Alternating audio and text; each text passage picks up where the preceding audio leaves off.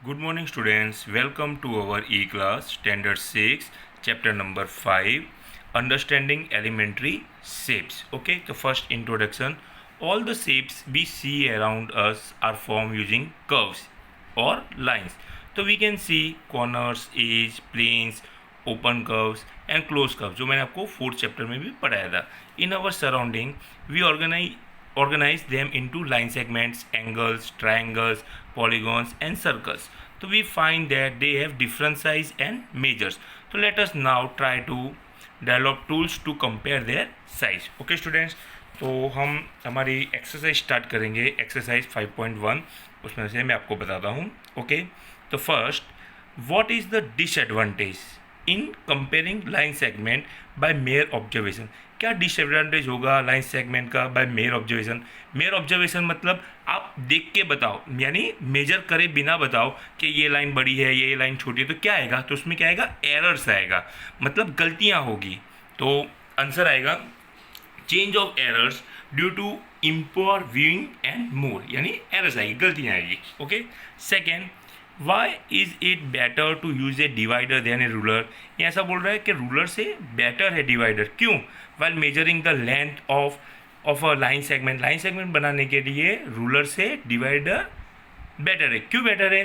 क्योंकि जो रूलर होता है उसकी क्या होती है, थिकनेस थोड़ी ज़्यादा होती है. तो एक्यूरेट मेजर, तो हम डिवाइडर से मेजर करेंगे तो क्या होगा, accurate measure will be possible. तो हमारा आंसर एकदम पॉसिबल आएगा. Okay, third number, draw any line segment. यह क्या बोला है, कोई भी लाइन सेगमेंट बताओ ए बी. तो टेक एनी पॉइंट, कहाँ पे रखना है, सी पे, lying in between A and B. तो measure the length of A B, B C and A C is क्या होना चाहिए, equal to A B equal to A C plus C B. इस तरह से बोला था. Not if A B and C any three points on a line such that A C plus C B is equal to A B, same होनी चाहिए. तो then we can be sure that C lies between A and B, यानी A और B के बीच में सी line आनी चाहिए. तो देखिए यहाँ क्या पूछा है, ड्रॉ एनी लाइन सेगमेंट. तो मैं आपको एक लाइन सेगमेंट बताता हूँ. तो देखिए एक लाइन सेगमेंट है. Okay, draw any line segment A B. तो मैंने ए बी की एक लाइन सेगमेंट बनाई, पूरी कितने की, 7 सेंटीमीटर की. तो ये ए सी 3.5 की होगी, तो ये सी बी भी 3.5 की होगी स्टूडेंट्स. तो देखिए A B is equal to A C plus C B. तो ए बी की जो मेरी लाइन है ये पूरी लाइन सेगमेंट, तो वो कितने की होती है, 7 की. ओके, और ए सी मेरी कितनी है, 3.5 और सी बी 3.5. तो इज इक्वल टू 7 सेंटीमीटर हुआ. तो ये क्या बोला, yes A C plus C B is equal to A B. Understand. Okay, fourth number, if A, B and C are 3 points, ये 3 points है on a line. यहाँ क्या पूछा है, लाइन पूछा है. Such that A B 5 centimetre की है, बी सी 3 सेंटीमीटर की है और ए सी 8 सेंटीमीटर की है. तो which one of them lies between the other two. तो देखिए एक पूरी लाइन सेगमेंट बनाई है मैंने. ओके, तो यहाँ पे ए बी कितनी पूछी है, 5 सेंटीमीटर. ये कितनी 5 सेंटीमीटर की होनी चाहिए, 5 सेंटीमीटर की. बी सी कितनी पूछी है, 3 सेंटीमीटर की. और ए सी कितनी है, 8 सेंटीमीटर. तो ये पूरी लाइन कितने सेंटीमीटर की हुई, 8 सेंटीमीटर की हुई स्टूडेंट्स. तो द पॉइंट बी, बी क्या आया, बीच में आया, इस बिटवीन किसके, ए और सी के. Understand. Fifth number, verify whether D is the mid point of A G. तो ये तो फिगर बनाई हुई है, देखिए ये आपको दिख रही होगी ए जी की.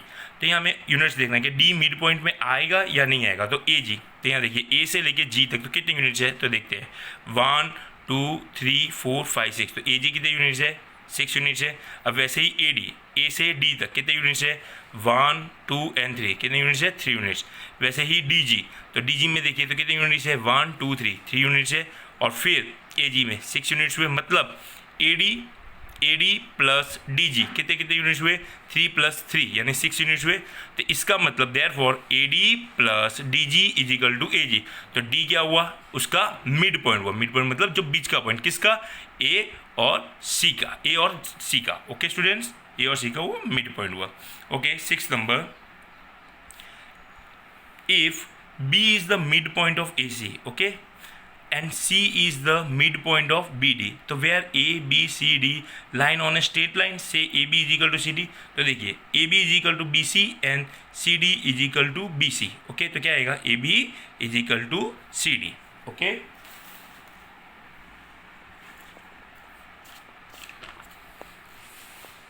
ओके. तो एक्सरसाइज 5.1 में हमने क्वेश्चन 1 से लेके क्वेश्चन 5 तक देखा. सॉरी क्वेश्चन नंबर 6 तक देगा, क्वेश्चन नंबर 7 आपको नहीं करना है। ओके, अब हमारा नेक्स्ट टॉपिक पेज नंबर 89 पे 5.3 एंगल्स राइट एंड स्ट्रेट। तो देखिए यहाँ, you have heard of direction in the geography, we know that China is to the north of India, Sri Lanka is to south, we also know the sun साइंस in the east and set in the west. तो there are 4 main direction, north, south, east and west, इस तरह से ये दी हुई है। तो देखिए, टर्न क्लॉकवाइज टू ईस्ट, तो we say you have to turn to a right angle, में राइट एंगल करना है। ओके, तो follow that by right angle turn clockwise, तो नॉर्थ से कहाँ पे आएगा, ईस्ट, ये राइट एंगल टर्न हुआ। वैसे ही ये देखिए, यू स्टैंडिंग फेसिंग नॉर्थ, तो नॉर्थ से यहाँ पे ईस्ट पे जाएगा, तो by right angle turn clockwise you know face east. Okay, and east से फिर साउथ में, तो by another right angle turn, यहाँ से नॉर्थ से ईस्ट में है और ईस्ट से साउथ में क्या होगा, तो by another right angle turn you finally face south. Okay, तो इस तरह से आपका दिया हुआ है। ओके, तो मैं आपको इसमें बताता हूँ राइट एंगल। तो देखिए, turning clockwise from the north direction to the east direction means turning to a right angle, यानी नॉर्थ से ईस्ट। ओके, स्ट्रेट एंगल मतलब जो सीधा है, यानी 180 का। तो द टर्न फ्रॉम नॉर्थ, तो देखिए नॉर्थ से कहाँ पे जाएगा, सीधा साउथ पे, तो the turn from north to south is by 2 right angle. कितने राइट एंगल बनेंगे, 2 राइट एंगल, यानी 90 के, यानी 180। ओके, थर्ड है कंप्लीट एंगल। तो व्हाट इज कंप्लीट एंगल, तो the one complete turn is called 1 revolution, यानी पूरा एक वो घूम के आएगा तो उसको वो कंप्लीट रिवोल्यूशन बोलेंगे। जैसे कि ये वाला, जैसे कि 12 से पूरा वो 12 पे घूम के आएगा तो उसको क्या बोलते हैं हम, कंप्लीट रिवोल्यूशन। अंडरस्टैंड। अब देखिए इधर दिया हुआ है, तो 12 ये क्लॉक में दिया है, यानी क्लॉकवाइज 12 से लेके 6 तक, यानी हाफ ऑफ ए रिवोल्यूशन, मतलब 2 राइट एंगल। तो देखिए स्ट्रेट एंगल हुआ, 2 राइट एंगल मतलब स्ट्रेट एंगल्स, तो इसको बोलते हैं 1/2, यानी ये स्ट्रेट लाइन दी हुई है। ओके, जो भी मैंने आपको बताई। फिर 6 to 9, तो देखिए 6 to 9 से यानी 1/4 ऑफ ए रिवोल्यूशन, या फिर और 1 राइट एंगल। तो देखिए 1 राइट एंगल दिया हुआ है। ओके, अब इधर क्या पूछा है, from 1 to 10 3/4 of a revolution, मतलब 3 right angles. 3 right angles means 3 right angle. तो जैसे देखिए ये 1 से लेके 4 तक आएगा तो एक राइट एंगल होगा, 4 से लेके 7 तक आएगा, यहाँ मैं ड्रॉ करके बताया, तो दूसरा राइट एंगल होगा, और 7 से 10 तक आएगा, यानी तीसरा राइट एंगल। तो उसको बोलते हैं 3/4 of a revolution. Okay students, तो अब हम देखेंगे हमारे पेज नंबर 91 पे एक्सरसाइज 5.2। अब इसमें क्या करना है 5.2 में, तो question number first, what fraction of a clockwise revolution does the hour hand of a clock turn through when it's go from, यानी फर्स्ट A 3 to 9, तो हमें इसमें क्लॉक बनानी है। तो इस तरह से देखिए, तो देखिए यहाँ पे मैंने क्लॉक बनाई है 3 to 9, तो 3 से लेके 9 तक आएगा, तो ये क्या होगा, 2 स्ट्रेट एंगल होंगे, तो क्या लिखेंगे इसको, 1/2 ऑफ ए रिवोल्यूशन, जो भी मैंने आपको बताया, मतलब 2 right angles. 1/2 of a revolution मतलब 2 राइट एंगल्स। ओके, वैसे ही सेकेंड नंबर 4 to 7, तो 4 to 7 में आएगा तो कितने रिवोल्यूशन होंगे स्टूडेंट्स, यानी 1/4 ऑफ ए रिवोल्यूशन, यानी 1 राइट एंगल। अंडरस्टैंड। वैसे ही थर्ड 7 to 10, तो 7 से 10 तक आएगा तो कितना होगा, 1/4 ऑफ ए रिवोल्यूशन। ओके, इस तरह से क्वेश्चन नंबर 1 में करना है। वैसे ही question number 2, where will be the hand of a clock stop, कहाँ पे वो स्टॉप होगा, तो स्टार्ट एट 12 से स्टार्ट किया है and makes half revolution. Half revolution मतलब क्या बनाना है हमें, 2 राइट एंगल स्ट्रेट। तो ये देखिए 12 से स्टार्ट किया तो वो कहाँ पे स्टॉप होगा, 6 पे स्टॉप होगा, यानी 1/2। तो it stop at 6 if it is make 1/2 revolution from 12। तो इस तरह से। ओके, सेकेंड नंबर देखिए, स्टार्ट एट 2, इसमें क्लॉक बनानी है आपको, एंड मेक 1/2, तो 2 से स्टार्ट करेंगे, तो 1/2 मतलब यानी स्ट्रेट लाइन। ओके, यानी 2 राइट एंगल्स, तो 2 से स्टार्ट करेंगे तो कहाँ खत्म होगा वो, 8 पे। देखिए स्ट्रेट है तो यहाँ पे कहाँ पे स्टॉप होगा, 8 पे। तो it stop at 8 if it's make 1/2 revolution from 2। वैसे ही थर्ड नंबर, जैसे कि स्टार्ट 5 से हुआ है तो इधर 1/4 रिवोल्यूशन करना है, तो 1/4 रिवोल्यूशन मतलब 1 राइट एंगल। तो ये 5 से स्टार्ट करेगा तो कहाँ खत्म होगा, 8 पे। तो देखिए राइट एंगल हुआ। ओके, अब हम देखेंगे question number 3। Okay, question number 3 पे, which direction will you start facing, कौन से डायरेक्शन से फेसिंग होती है, यहाँ डायरेक्शन पूछा है। तो east and makes 1/2 of a revolution, तो ईस्ट से स्टार्ट हुआ है तो 1/2 रिवोल्यूशन करना है। 1/2 मतलब स्ट्रेट, तो ईस्ट से किया है तो कहाँ पे आएगा, वो वेस्ट पे आएगा, यानी स्ट्रेट एंगल्स। 1/2 मतलब 2 राइट एंगल्स। ओके, वैसे ही सेकेंड नंबर, तो आंसर क्या है इधर, west. Second, east and makes 1.5 of a revolution, यानी क्या पूछा है, 1.5। 1 मतलब पूरा वो घूम के आएगा, तो देखिए कहाँ से पूछा है, ईस्ट से, तो ईस्ट से मैं चालूंगा तो पूरा वो घूम के एक आएगा ईस्ट पे, यहाँ से पूरा घूम के का आएगा ईस्ट। अब हाफ पूछा है तो ईस्ट से कहा जाएगा वेस्ट पे, तो क्या आंसर आएगा इधर वेस्ट। अंडरस्टैंड। वैसे ही सी नंबर का west and makes 3/4 of a revolution anti clockwise. 3/4 means 3 right angle. तो देखिए 3 राइट एंगल मतलब कहाँ से स्टार्ट करेंगे, वेस्ट से हम स्टार्ट करेंगे। तो वेस्ट से पूरा घूम के वो इस तरह से आएगा, यहाँ पे 3 यानी कितने 3 राइट एंगल बने, इस पे आएगा, फिर इधर आएगा, इधर से घूम के वो कहाँ आएगा, नॉर्थ पे। तो क्या आएगा, नॉर्थ। तो उसको 3/4 मतलब 3 राइट एंगल्स।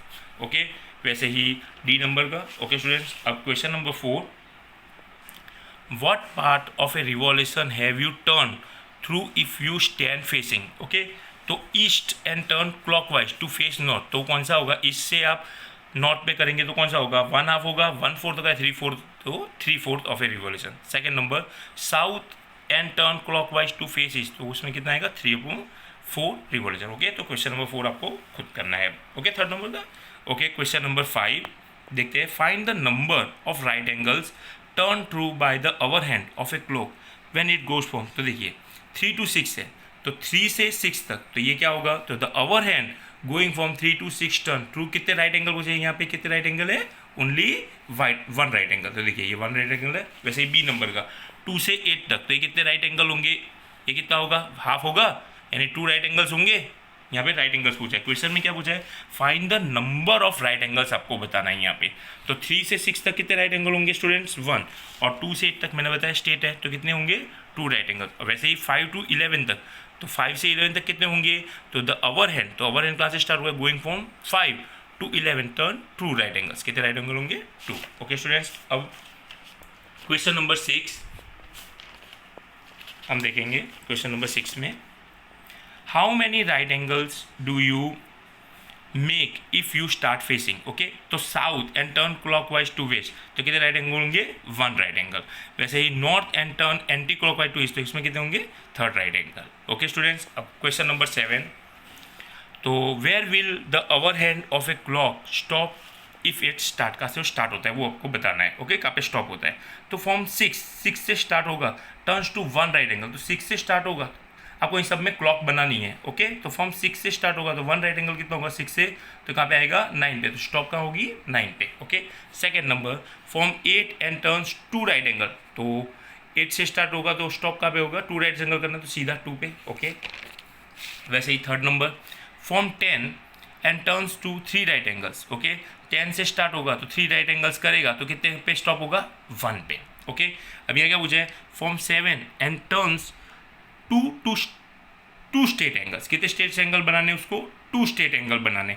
तो 7 से स्टार्ट करेगा तो पूरा एक घूम के आएगा 7 पे, फिर दूसरा आएगा, तो कहाँ पे स्टॉप होगा, स्टॉप्स ऑन 7।